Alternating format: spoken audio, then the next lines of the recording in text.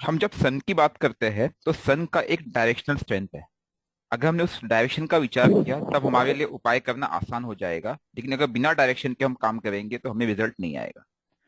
Specially astro vastu में direction का एक स्पेसिफिक महत्व है। हम उसको समझने का प्रयास करते हैं कि डायरेक्शन यहाँ पे कैसे रोल प्ले करेगा। मैं स्क्रीन शेयर कर रहा हूँ आप लोगों को, आप जरा ध्यान से देखिए कि किसी भी कुंडली में, चाहे जो कुंडली आप देखेंगे उसमें एक दिशा है। अच्छा, प्रातः काल जिसका जन्म हुआ, अर्ली मॉर्निंग 6 o'clock, यस सूर्योदय सर। के समय, उसका सूर्य किस भाव में होगा? कोई बता सकता है? सर वन में। First sir house. पहला नंबर first house. First house, excellent answer. और जिसका जन्म, प्लीज म्यूट करिए जिसका बैकग्राउंड साउंड है, प्लीज। और जिसका जन्म इवनिंग में हुआ है, सनसेट के समय, राइट, उसका सूर्य सप्तम भाव में होगा। Seventh house. इससे हमें एक चीज समझ में आया कि ये मेरा जन्म है, ये मेरा अर्थात मृत्यु, अर्थात ये जन्म मृत्यु जो दिखाया था ऐसे दिखाया जाता है, लेकिन एक्चुअल में ये मेरा प्रातः काल है, ये मेरा इवनिंग है, ये मेरा आफ्टरनून है, और ये मेरा मिडनाइट है। ठीक है। इससे हमें एक चीज समझ में आया कि सूर्य के पास जो डायरेक्शनल स्ट्रेंथ है वो कहाँ मिली? फर्स्ट हाउस में। ये अब आपको पिक्चर क्लियर हो गई। अब ये डायरेक्शन कौन सा है? Sun rises from the east. East. East. Perfect. हमें एक चीज समझ में आया कि हमारी जो कुंडली का पिता है, ये हमारा जो पिता है वो हमारी आत्मा है और सूर्य है, और उस पिता से ही पूरा खेल चल रहा है। और उसके डायरेक्शन का अगर हम विचार करेंगे तब हमारे लिए उपाय करना बहुत ही आसान हो जाता है। हमने ये चर्चा की कि मंत्र जाप करो, सूर्य को जल दो, आदित्य हृदय स्तोत्र का पाठ करो, सूर्य के 108 नाम करो, रुद्राभिषेक करो, राम अक्षर स्तोत्र करो। ठीक है, कई चीज हमने बताई, लेकिन अब कहाँ करने पे ज्यादा फलित होगा? तो शास्त्र कहते हैं कि ईस्ट डायरेक्शन सूर्य का, क्योंकि दिग्बल का डायरेक्शन है, तो ईस्ट डायरेक्शन में आप अगर कोई भी कर्म करते हैं तो इससे हमको फायदा होगा। ठीक है, ये है नेचुरल। लेकिन क्या हर एक की कुंडली में, हर एक की कुंडली में एक नंबर राशि ईस्ट में आएगी? एनीवन? संभव नहीं नहीं है ये। सर। ये नहीं संभव सर। नो सर नहीं, नो सर। नहीं। क्योंकि आप सबका लगन अलग है। किसी का 1 नंबर का लगन है, किसी का 2 नंबर का, किसी का 5 नंबर, किसी का 10 नंबर, राइट। तो इसीलिए इसमें एक कंसेप्ट आता है डायरेक्शनल रेमेडी का। और ये बहुत बढ़िया काम करता है, क्योंकि इस पे मैंने बहुत प्रैक्टिकली काम किया है। और अभी लेकिन आप लोगों ने इस पे आपका, मुझे नहीं लगता कि आप में से किसी का इतना अनुभव रहा होगा इसमें, लेकिन इसको आप अप्लाई करके देखना। स्पेशली इसका एप्लीकेशन में कैसे देखता हूं मैं बताऊं। आपकी कुंडली अनुसार आपको घर मिलता है। आपकी कुंडली के जो डायरेक्शनल प्लैनेट है, जो डायरेक्शनल चीजें हैं, उस हिसाब से आपको आपके घर की अवस्था मिलेगी।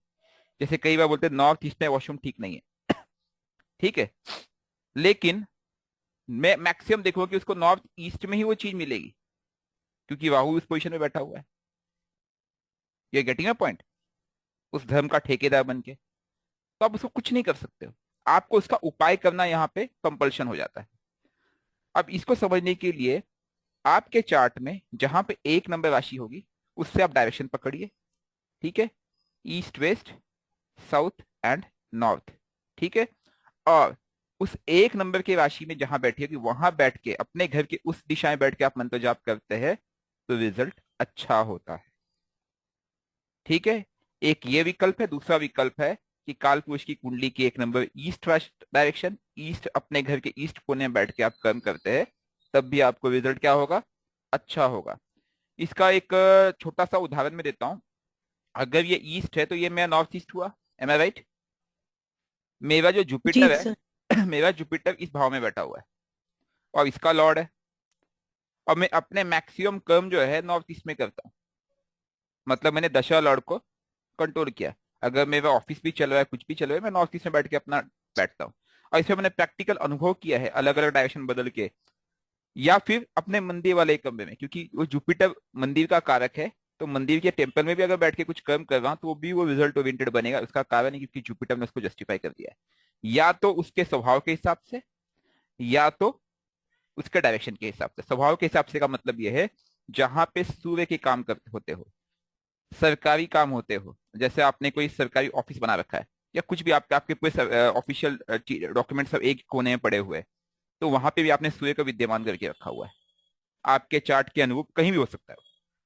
तो वहां पे आपने देखो, सूर्य आपके चार्ट में बली कहीं और है, कहीं और बैठा हुआ है, लेकिन आपने अपने चार्ट के अनुरूप ना जा करके आपके घर के एक अलमारी, एक कोने में कहीं तो भी सूर्य को बलि कर दिया है, पूरी सरकारी चीजों को जोड़ करके। तो वहां पे भी आपको वो स्ट्रेंथ महसूस होगा सन से related. This is what says astro vastu. इसको आप अप्लाई करके देखिएगा। अब एस्ट्रो वास्तु में कई तरह के रेमेडीज आते हैं जो ये कहती है कि अगर मैं कारक के हिसाब से जाऊं तो रिजल्ट कुछ और होगा, और मैं स्ट्रेंथ के हिसाब से जाऊं, जैसे मैंने बोला ना कि आपके इसमें कहीं सरकारी चीजें बैठ पड़ी होगी, फाइलें पड़ी, आप वहां जा करके बैठिए, वहां पे आप सूर्य का मंत्र जाप कीजिए, रिजल्ट बन जाएगा। इट्स द सेम लाइक माणिक के रत्न धारण करना। ये आप हाथ पे कर रहे हैं, वो आप घर के लेवल पे कर रहे हैं। आप समझिए कैसे लॉजिक है इसके पीछे, क्योंकि आप उसको फर्दर स्ट्रेंथन कर रहे हो, और वो जब स्ट्रेंथन होगा तो उसके आसपास और प्लेनेटरी चीजें जो बैठी होगी उसको दबा देगा। ओके, तो this is something called as a directional remedy. अब डायरेक्शनल रेमेडी के साथ साथ अगर आप एक स्टेप आगे जाएंगे, इसमें टाइमिंग का बहुत बड़ा महत्व है। टाइमिंग का महत्व कुछ इस तरह से है कि आपकी कुंडली में सूर्य जिस जगह पे उदय हो रहा है, इसको मैं क्या करूंगा, एक वॉच बनाऊंगा, सन वॉच बोल सकता हूं मैं इसको। ओके, सन वॉच में क्या होता है कि मेरे पास 12 डायरेक्शन होते हैं। तो ये मेरा मॉर्निंग का 6 o'clock, ये मेरा इवनिंग का 6 o'clock। Please mute Suresh Pawar ji. ये मेरा आफ्टरनून का 12 बजे, और ये मेरा रात का 12 बजे। ठीक है। अब कोई कहता है कि सर जी मेरा जन्म शाम को 6 बजे हुआ है, तो इसका मतलब उसका सन 7th हाउस में होगा। तो मैं उसको ये कहूंगा, ईस्ट के ठीक सामने वेस्ट डायरेक्शन में बैठ करके शाम को 6 बजे अगर आप सूर्य का मंत्र का जाप करते हो, तब आपको रिजल्ट फलित होगा, क्योंकि आपके चार्ट के अनुरूप ये रिजल्ट ऐसा कर रहा है। क्योंकि अगर सूर्य मैलिफिक भी होगा, नेगेटिव भी होगा, तब भी उस टाइम को सिग्निफाई कर रहा है। उस टाइम पे आप उसके कर्म कीजिए, उसको आप डिटॉक्स करने, उसको आप कंट्रोल करने का प्रयास कीजिए। लेकिन सूर्य का नेचुरल टाइम कौन सा है?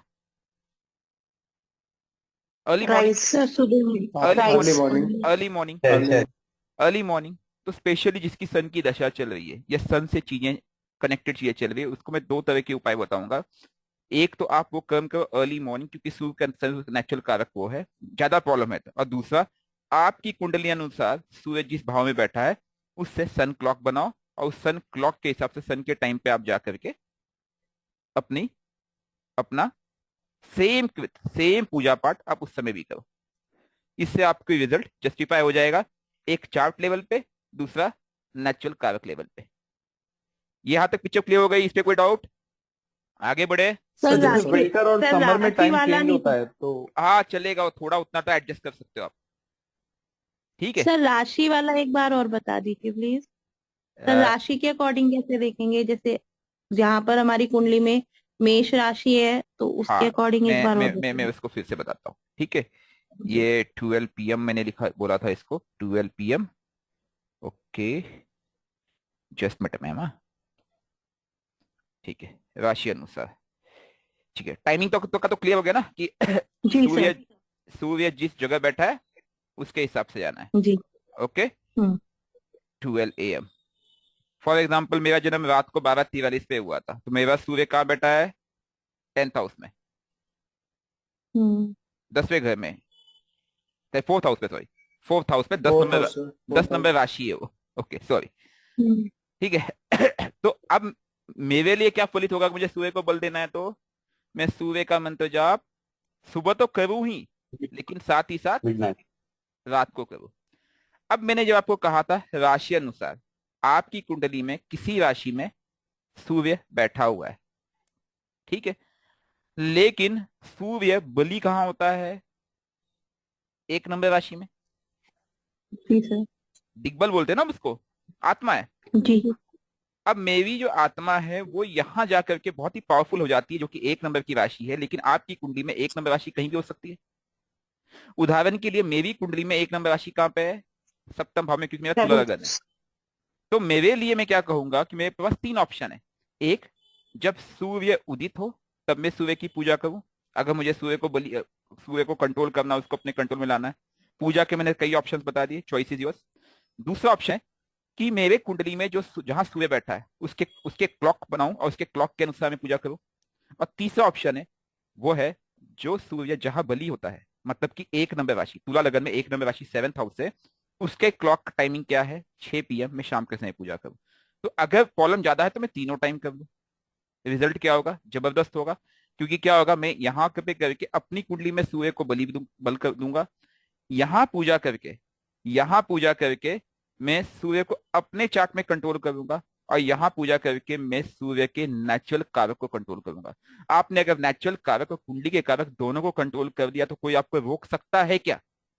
आप बताइए। नहीं नहीं सर। सर, नहीं सर। ये रेमेडी आपको किताबों में नहीं मिलेगी।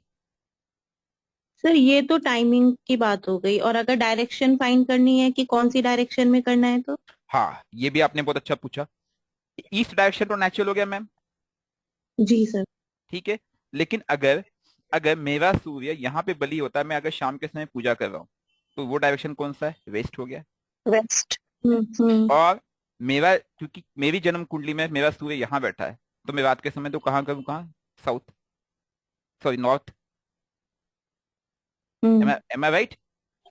जी सर। ठीक है, एनएनई में होगा सर प्रॉपर्ली। ठीक है जी। जी सर। पिक्चर मतलब क्लियर? आपका प्लेसमेंट, सूर्य का प्लेसमेंट कुंडली में जैसे भी भाव में है उसके अकॉर्डिंग डायरेक्शन फाइंड करके उस टाइम पे वहां पर करनी है, जैसे टाइम आपका यस, बर्थ हुआ है। यस। देखिए अब यहाँ पे तीन चीजें क्या थी, एक तो थी नेचुरल कारक अर्ली मॉर्निंग, उसको भूल जाओ। जी।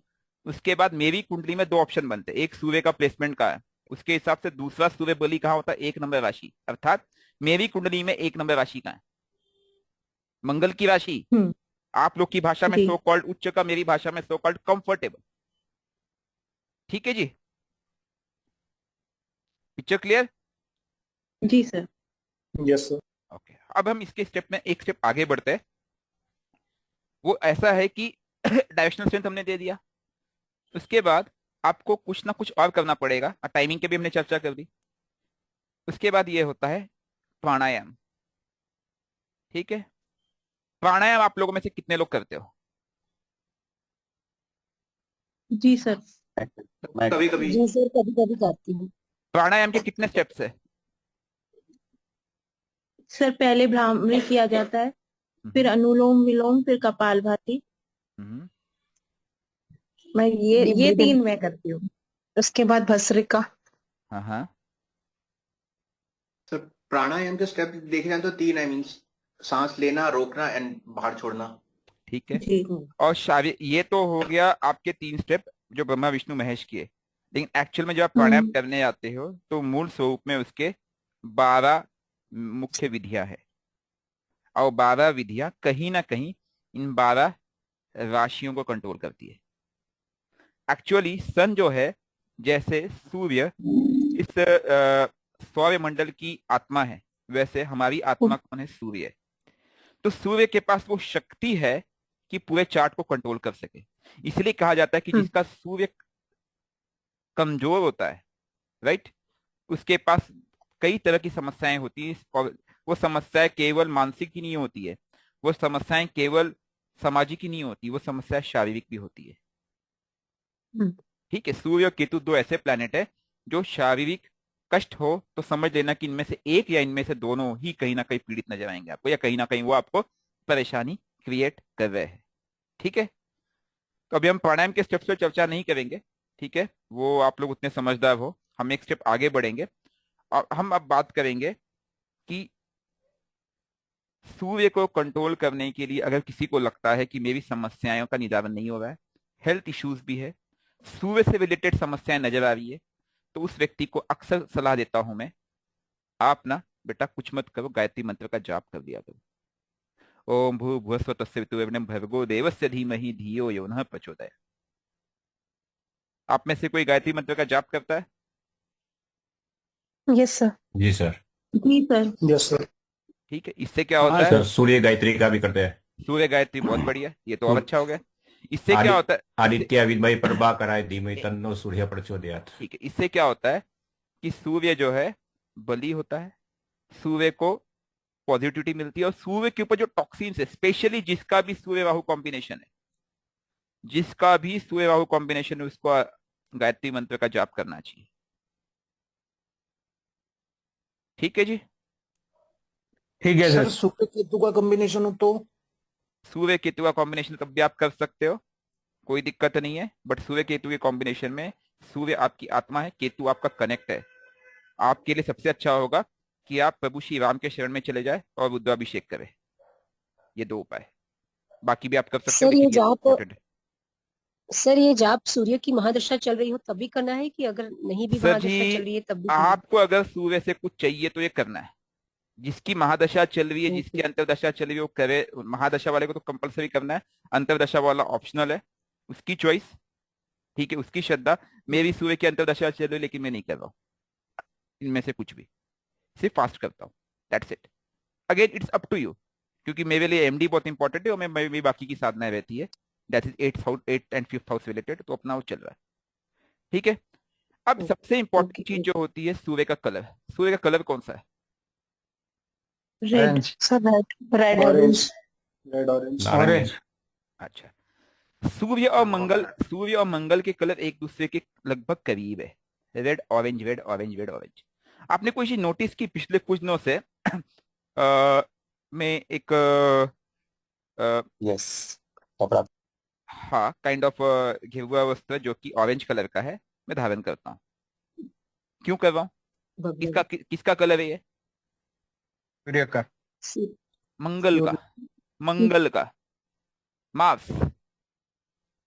समझने की कोशिश करो। तो अगर आपको सूर्य को कंट्रोल करना है तो आप इनके कलर को धारण कर सकते हैं। कंडीशन अप्लाइड, सूर्य अनकंफर्टेबल नहीं होना चाहिए, सूर्य राहु के साथ नहीं होना चाहिए, सूर्य 6 8 12 के साथ नहीं होना चाहिए। उस केस में आपको उसके कलर को क्या करना है? अवॉइड करना है। ठीक है। अब ये चीजें ना आपको थोड़ा सा ना इधर ना एक्सपीरियंस बहुत मैटर करता है। हम लोग ना क्या करते हैं, हम लोग ना बहुत क्विक जाने की कोशिश करते हैं। ठीक है। जैसे अभी कई लोग बोलते हैं कि सर, कई लोग बोल रहे हैं, जैसे मुझे कई तरह के कमेंट आ रहे हैं कि मैंने बीच में जो एक वीडियो डाला था कि आप लोग को कौन कौन सी वस्तु दशा लॉर्ड की रेमेडी में निषेध करनी है। तो मुझे कई लोग पूछ रहे कि लोग तो बताते हैं कि जिसका फास्ट कर उसकी वस्तु खानी चाहिए उस दिन। जैसे जुपिटर के लिए कह रहे हैं कि उस दिन तो पीला वस्त्र धारण करना चाहिए। आपको एक चीज समझने की आवश्यकता है, आप फास्ट कर रहे हो, आप डिटॉक्स करने के लिए कर रहे हो, we need to understand that. और जो डिटॉक्स क्यों कर रहे हो? क्योंकि उसके अंदर टॉक्सिन्स है। और वो आपको कैसे पता चला? क्योंकि वो दशा आते आपको समस्या आने लगी। एम आई राइट है? तभी तो आप कर रहे हो, नहीं तो नहीं करते। अब आपको सर समस्या आ रही है इसका मतलब उसका जो रंग है उसमें कहीं ना कहीं क्या हुआ है? मिलावट आई है। ओके। हम्म अब क्या है कि सपोज इसका एक छोटा सा उदाहरण लेता हूं मैं, कि मेरे पास ये एक जार है। ओके। इस जार में लगभग लाल कलर का रंग है, जो कि है मान लेते हैं कि वो लाल कलर का रंग है 1 किलो। ठीक है जी, लाल कलर का रंग 1 किलो है। अब इसमें मेरे पास दो ऑप्शन बचते हैं। ऑप्शन नंबर 1, जो मैक्सिमम लोग करते हैं, जो कि आपके सो कॉल्ड रत्न वाले करते हैं, आपको पहले डराएंगे फिर आपको रत्न पहनाएंगे, वो खुद पैसे कमाएंगे। ठीक है। वो क्या करते हैं? वो आपको बोलेंगे कि भाई तू ना लाल कलर का रत्न और धारण कर दे। आपका लाल कलर के रत्न में ऑलरेडी ऑलरेडी कुछ हद तक मिलावट थी, जिसे हम कहते हैं कि ये वाला शेड, इसलिए इसका कलर हो गया था कुछ हद तक इस तरह का। अब आपको एस्ट्रोलॉजर्स क्या बोलेगा? बेटा एक काम कर ले। आप बोलोगे क्या? तू ना ये माणिक्य धारण कर ले। आप बोलेगे ओके सर जी। तो आप क्या करते हो? माणिक्य धारण करते हो। आपने माणिक्य धारण कर लिया। अंतर क्या हुआ कि आपकी लाल कलर की शेड बढ़ गई, लेकिन टॉक्सिन्स निकला क्या उसमें से? नहीं। टॉक्सिन्स हल्का सा टॉक्सिन्स क्या हो गया उसमें? डाइल्यूट हो गया। इनिशियली आपको रिजल्ट महसूस होगा, इनिशियली आपको लगेगा हाँ यार कुछ रिजल्ट आया, लेकिन बाद में क्या होगा, क्योंकि आपने लाल कलर की संख्या बढ़ा दी थी, वो आपको और जोर से तमाचा देगा, क्योंकि अब उसकी स्ट्रेंथ बढ़ गई है। मेरा काम करने का तरीका इसके विपरीत है। मैं लोगों को क्या कहता हूं, आपके कुंडली में कोई कलर है जो आपको परेशान कर रहा है, अर्थात कोई ग्रह आपको परेशान कर रहा है। उदाहरण के लिए फिर से हम सूर्य को ले लेते हैं। ठीक है। तो मैं ये कहूंगा कि पहले आप सूर्य को डिटॉक्स करो।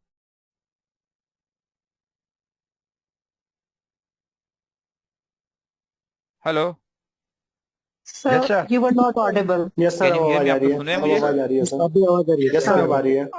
आ गई सर, आ गई।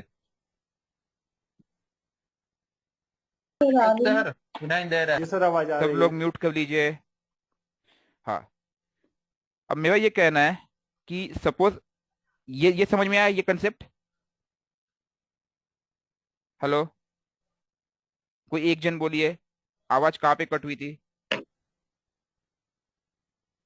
सर आप सर बोल रहे वो थे कि कलर बन टॉक्सिन्स गया है। टॉक्सिन नहीं, टॉक्सिन्स डिटॉक्सिफाई नहीं हुए हैं। हाँ, ये कंसेप्ट समझ में आया जो मैंने बताया था? जी। अच्छा, अब ये मेरा कहने का मतलब ये था कि मैं जैसे ही यहाँ पे दूसरा कलर मिक्स करूंगा, जिस सो कॉल्ड जो लोग रत्न डालते हैं, रत्न पहनाते हैं, तो मैंने रत्न पहना दिया, लेकिन मैंने उसको डिटॉक्स नहीं किया। तो वो स्टार्टिंग में क्या होता है कि ये डाइल्यूट हो गया, तो स्टार्टिंग में आपको इफेक्ट देगा, रिजल्ट देगा, लेकिन कुछ दिनों के बाद वो आपको थप्पड़ मारना चालू होगा, क्योंकि आपने उसकी स्ट्रेंथ बढ़ा दी है। दूसरा तरीका ये है कि मेरे पास मेरी कुंडली में फिर से सूर्य मैलिफिक है, अर्थात उस पर प्रभाव दे रहा है मुझे, उसकी दशा चल रही है, जो भी कारण हो। मैं क्या करूंगा, पहले उसको डिटॉक्स करूंगा। तो जब मैं डिटॉक्स करूंगा तो क्या होगा, उसकी मात्रा क्या हो जाएगी, कम हो जाएगी मेरी कुंडली में। कम हो जाएगी, कम हो जाएगी। जी। ठीक है। जी। और उसको उसको मैं शुद्ध करूंगा, कैसे? मंत्रों के माध्यम से और सब चीजों के माध्यम से, फास्टिंग के माध्यम से। और मैं उसको नेचुरल फॉर्म से ऐड करते रहूंगा, एक साथ नहीं दूंगा उसको भोजन। आप लोग उसको एक साथ भोजन दे रहे हो, मैं क्या करूंगा, धीरे धीरे यहां से मैं कुछ कचरा निकालते जाऊंगा और यहां से थोड़ा थोड़ा शुद्ध ये डालते जाऊंगा। ये बहुत बढ़िया काम करता है वो, प्रैक्टिकल एक्सपीरियंस मेरा इस पे। तो मैं उसको एक एक करके डालते जाऊंगा, लेकिन जो एस्ट्रोलॉजर्स होते हैं ना, वो ऐसा उपाय आपको बताएंगे नहीं, क्योंकि आपसे 30-40 हजार 50 हजार लूटना जो है, तो आपको तो पहले डराएंगे, फिर आपको रत्न पहना देंगे। ठीक है, तो ये टेक्निक है। तो मैं हमेशा यही कहूंगा, कलर बहुत मैटर करता है। जिसकी फास्टिंग, जिसका दशा चल रही है और वह दशा आपको तकलीफ दे रही है, तो उसके कलर को इनिशियली अवॉइड करें। जब वो दशा पूरी तरह से डिटॉक्स हो जाए, उसके बाद ही उसके कलर को धारण करें। इसलिए फास्टिंग के समय उनके भोजन को निषेध कहता हूं मैं, अर्थात स्पेशली खास करके उस दिन, जिस दिन उसकी फास्ट हो, उस दिन आप उसका भोजन ना करें। ठीक है। इसके बाद जो सबसे इंपॉर्टेंट चीज, एक चीज आपको बताना है कि कोई व्यक्ति अगर कोई साधना करना चाहता है, तो आप कम से कम 1.25 लाख या कम से कम 43 दिन का अवश्य करें। ठीक है। 1.25 लाख का कंसेप्ट यह है कि वैसे तो लाख ही है, लेकिन उसमें जो त्रुटियां होती है, उस त्रुटियों को नलीफाई करने के लिए हम क्या करते हैं कि उसके अंदर एक 25% एड ऑन करते हैं, जो शास्त्रों में किया गया। 25% एड ऑन करके वो हो गया 1.25 लाख। ओके। और 43 डेज इस तरह से आया कि एक्चुअल जो कंसेप्ट कहता है 1 से 1.25 माह के आसपास, 1.25 माह बेसिकली, 1.25 माह के हिसाब से 37 डेज, 36-37 डेज होता है। ठीक है। लेकिन उसमें भी हमने एड ऑन किया, उसको 43 डेज कर दिया है। तो कोई भी साधना आपको करनी हो, कोई भी, अगर आप इसको कंटिन्यूस रख सकते हो दशा लॉर्ड के हिसाब से, अपनी आवश्यकता के हिसाब से, तो कंटिन्यूस रखे, इसमें कोई साइड इफेक्ट नहीं है। एल्स मिनिमम 14 डेज करे फॉर द रिजल्ट। एक माला से कुछ नहीं होता है, अगर आप कम समय में करना चाहते तो आपको उसकी संख्या बढ़ानी होगी। अब हम बात करेंगे सूर्य यंत्र का। सूर्य यंत्र किसके बारे में कोई सुना है? जी सर। ठीक है। Yes sir. अब यंत्र क्या होता है? यंत्र को सिंपल टर्म्स में अगर मैं कहूं, अगर मैं सीधी सीधी देशी भाषा में कहूं, तो यंत्र का मतलब होता है बैटरी। ठीक है जी। एक बैटरी क्या करती है कि आपकी जो एनर्जी है, हाँ, उसको स्टोर करती है। हम्म। अब वह जो ऊर्जा स्टोर होती है, उस ऊर्जा को आप बाद में कभी भी यूज कर सकते हो आपकी आवश्यकता अनुसार। लेकिन उसकी एक प्रॉब्लम है कि उसके अंदर एक ड्रेन रेट होता है। ड्रेन रेट का मतलब होता है कि धीरे धीरे वो बैटरी ड्रेन होती जाती है। एक लंबे समय तक अगर उसको यूज नहीं किया तो बैटरी ड्रेन हो जाती है, नंबर 1। नंबर 2, उसकी कुछ सावधानियां होती है, उन सावधानियों पर ध्यान नहीं दिया गया तो बैटरी खराब भी हो सकती है। राइट। ओके। जैसे कि उसके अंदर पानी का लेवल अगर आप चेक करते हो, कई सावधानियां होती है जिन पे आपको ध्यान देना पड़ता है। अब आप अगर बैटरी की बात करें, हाँ, तो उसकी सावधानियां हमें भी देनी पड़ती है। हमने कोई यंत्र की स्थापना की, लेकिन उस यंत्र के नियम को पालन नहीं किया, तो वो यंत्र खंडित हो जाता है या उसकी शक्ति खंडित हो जाती है। और यंत्र में अगर आपने ऊर्जा नहीं भरी, उसको अगर आपने चार्ज नहीं किया, तो वो यंत्र किस काम का? एक डब्बा है, डब्बा। 99% लोग जो किसी के तांत्रिक के पास से, किसी के पास से यंत्र खरीदते हैं वो बेवकूफ बनते हैं, क्योंकि वो यंत्र केवल एक डब्बा होता है, उसके अंदर कोई चार्ज होता ही नहीं है। ठीक है। तो यंत्र तभी काम करेगा जब उस यंत्र को आप धारण करो, लेकिन उसके साथ साथ उसको चार्ज करना की आवश्यकता है, जो मैक्सिमम लोग करते नहीं है। अब मुझे एक चीज बताइए, अगर मुझे सूर्य का यंत्र बनाना है तो मुझे बताइए मैं किस चीज को बनाऊंगा, मेरे पास क्या क्या ऑप्शन है सूर्य यंत्र बनाने के लिए? सर कॉपर से बनेगा। एक्सेलेंट आंसर, धन्यवाद, कॉपर। दूसरा ऑप्शन? रक्त चंदन से सर। गोल्ड, दाड़म की कलम से, भोज बोरोचन से। भोजपत्र। तीसरा ऑप्शन बताइए रक्त बताइए। चंदन से। नॉर्मल बेलपत्र। पेपर पे। बेलपत्र। और इन सब में लिखने का प्रयास मैं किससे करूंगा? लाल कलर की शाही, जैसे कि रक्त चंदन आपने कहा। जी। ठीक है, रक्त चंदन से। अब मैंने क्या किया यहाँ पे, क्योंकि मैं सूर्य का यंत्र बना रहा हूं, यंत्र डिवाइस करते समय हमें इन चीजों का ध्यान देना है, हम किस चीज से बना रहे हैं, क्या हम उसकी, पहली बात तो पर्पस बहुत क्लियर होना चाहिए, हमारा पर्पस क्या है। अगर हमारा पर्पस क्लियर नहीं होगा, मेडिकल लाइट कर। प्लीज म्यूट कर लीजिए यार, थोड़ा ध्यान दीजिए आप लोग। जब भी आप किसी यंत्र की स्थापना करते हैं तो उस यंत्र की स्थापना में आपको छोटी छोटी सावधानियों को बरतनी चाहिए। और सावधानियां ये है कि आप उस यंत्र की स्थापना किस पर्पस से कर रहे हो। लोगों को पर्पस पता नहीं होता है, बस यहीं से कहीं से सुन लिया, कहीं से देख लिया और लोग काम पे लग जाते। तो यहाँ पे पर्पस बहुत मैटर करेगा। अब आपकी कुंडली अनुसार आपका पर्पस है कि इस व्यक्ति को गवर्नमेंट जॉब देना है। ठीक है, तो उसके हिसाब से आपको यंत्र का चुनाव करना पड़ेगा, पड़ेगा नहीं पड़ेगा? Yes sir. किसी के कुंडली में गवर्नमेंट जॉब अगर उस व्यक्ति को मिलनी है, उसके लिए कौन सा प्लैनेट इंपॉर्टेंट है? सूर्य। आप बोलोगे सर नो डाउट सर सूर्य, लेकिन उस कुंडली में उसका 6th हाउस भी इंपॉर्टेंट है, उसका कर्म क्षेत्र भी इंपॉर्टेंट है, साथ ही साथ 6th लॉर्ड भी इंपॉर्टेंट है। Am I right wrong? Right sir. और yes sir. Last but not the least, उसका चंद्र भी इंपॉर्टेंट है, जो कि मन का कारक है। कई बार क्या होता है, हम कुंडली को ना बहुत सुपरफिशियल देखते हैं, हम ये देखते ही नहीं है कि उसके अंदर क्षमता है या नहीं है। उस क्षमता को जागृत कौन करेगा? देखो, चंद्र का हमारी कुंडली में बली होना, या चंद्र को हमारी कुंडली में मैलिफिक इफेक्ट से निकालना, या चंद्र को हमारी कुंडली में पॉजिटिव करना, ये हमारा जन्म सिद्ध क्या है? अधिकार है, और ये आवश्यकता भी है। अगर आपने इसको, चंद्र को मैलिफिक इफेक्ट से नहीं निकाला और चंद्र को आपने डायरेक्शन नहीं दिया, तो आप किसी काम के नहीं। क्यों? क्योंकि what is moon? 70% of me. Am I right wrong? Yes. अभी जब हम चंद्र की चर्चा करेंगे तब उस पर वापस से डिटेल में जाएंगे। ठीक है। तो अब जो यंत्र होता है, यंत्र एक बैटरी है, उस बैटरी को काम कैसे करना है इसको समझने के लिए हम थोड़ा सा इसको अब आगे बढ़ते हैं। हम सबसे पहले क्या करेंगे? उस यंत्र की स्थापना करेंगे। किसकी स्थापना करेंगे? यंत्र की। कौन से यंत्र की? सूर्य यंत्र की। सूर्य यंत्र। सूर्य यंत्र किसी ने धारण किया आज तक? एनीवन?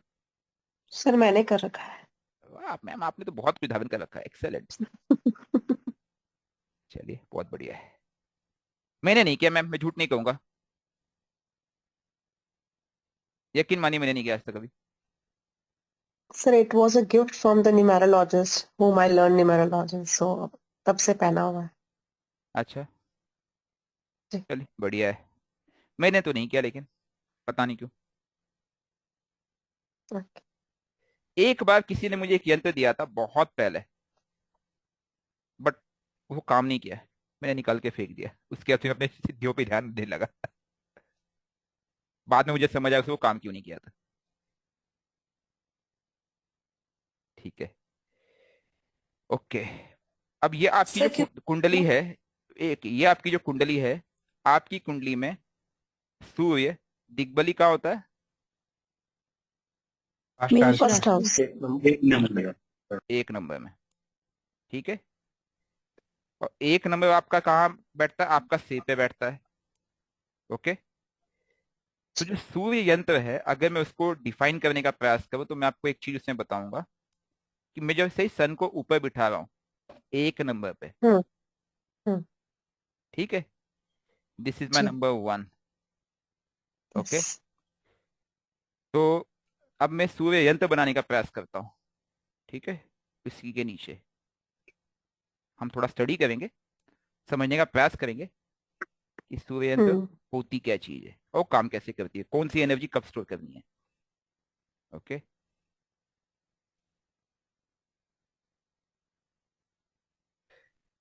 कोई रॉकेट साइंस नहीं है, थोड़ा सा आप लोग दिमाग लगाओगे तो आप लोग भी कर लोगे, ठीक है।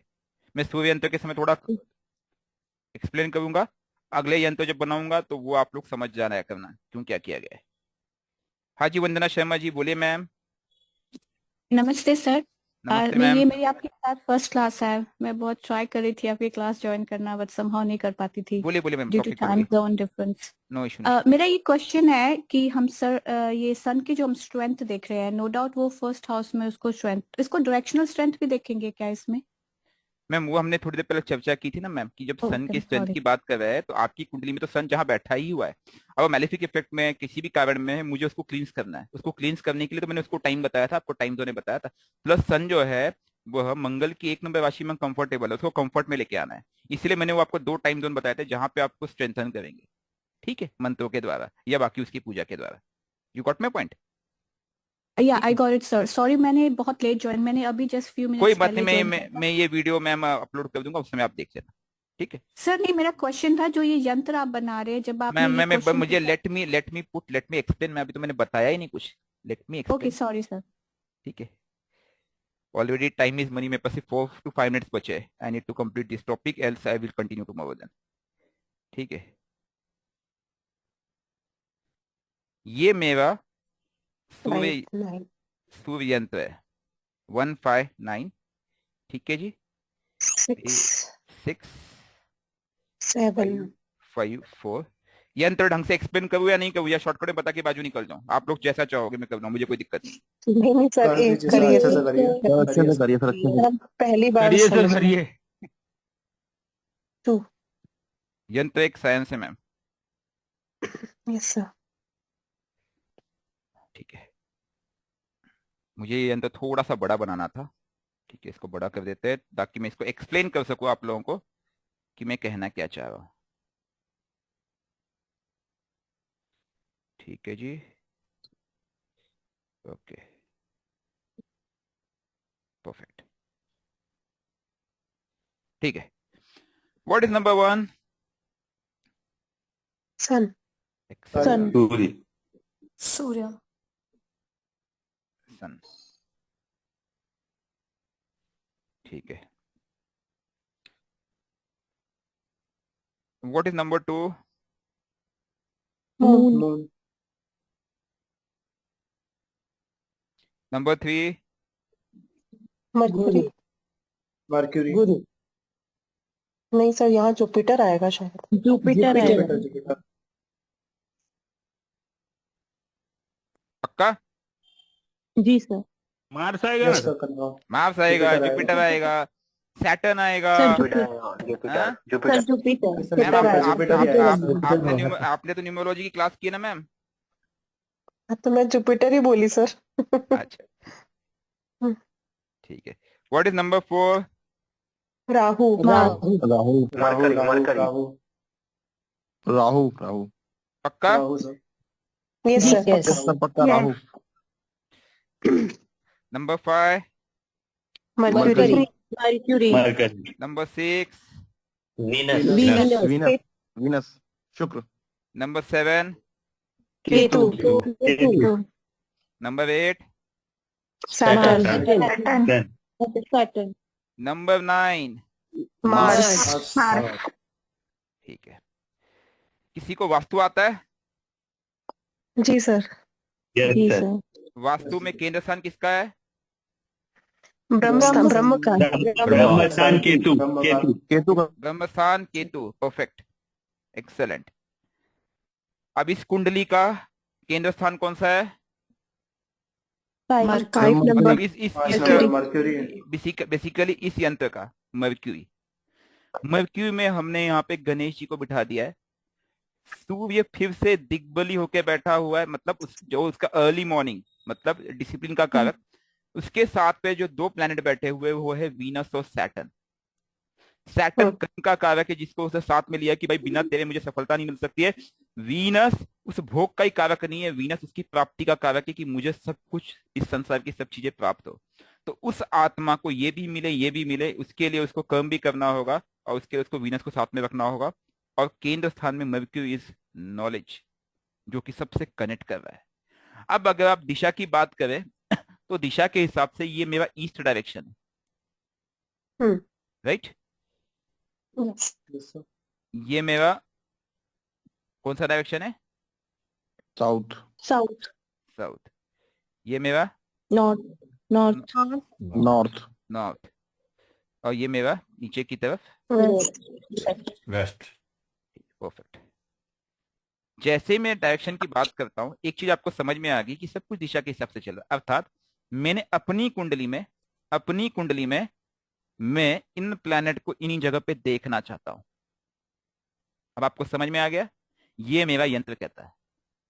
अर्थात मैं मून को यहां देखना चाहता हूं, केतु को इस तरफ इस दिशा में, वीनस को यहां, सन को यहां, सैटर्न को यहां, जुपिटर को यहां, राहु को यहां और मंगल को यहां। पराक्रमेश अपने से पंचम आ रहा है, ध्यान रखना। पराक्रम का कारक भी है वो मंगल, ठीक है। पराक्रम के भाव से मैं बता रहा हूं, अगर मैं भाव तुल्य कहूं तो। और आपकी कुंडली में